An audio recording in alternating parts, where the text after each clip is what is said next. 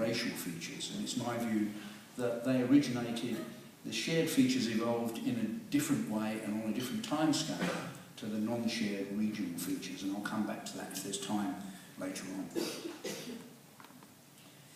And the other side of the story, at least for tonight, I'm concentrating on the Neanderthals and us. So we've got the Neanderthals, a distinct form of human, in my view a distinct species, and of course they have a real image problem, the plural Neanderthals. Neanderthal is still used widely as an insulting term, so British soccer fans behave badly, they get called Neanderthals. American politicians with reactionary policies get called Neanderthals. And here is one of the reasons for that slight of the Neanderthals. Here's a reconstruction from around 1900 of a Neanderthal. And at that time, there were no really ancient human-like fossils from Africa, nothing representing the really early stages of human evolution. So here, this is a French reconstruction based on Neanderthal remains from France. Here the Neanderthal is represented as a kind of missing link, an ape man. Hairy, bestial, bent knees, grasping big toes, very ape-like.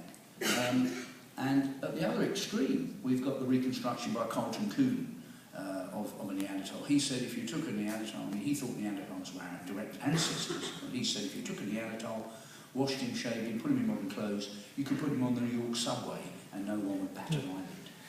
And I say, usually, yes, that says more about the New York subway than it says but that's another story. But in my view, neither of these are really accurate. The Neanderthals certainly were not shambling ape men. They walked upright as well as we did, as well as we do. Their brains were as large as ours.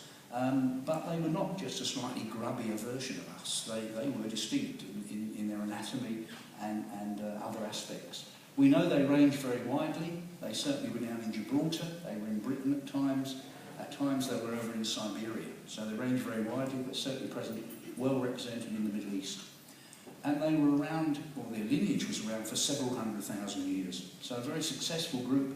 Here's the original skeleton from the Neander Valley, 1856, Neanderthal, that gave its name to the whole group.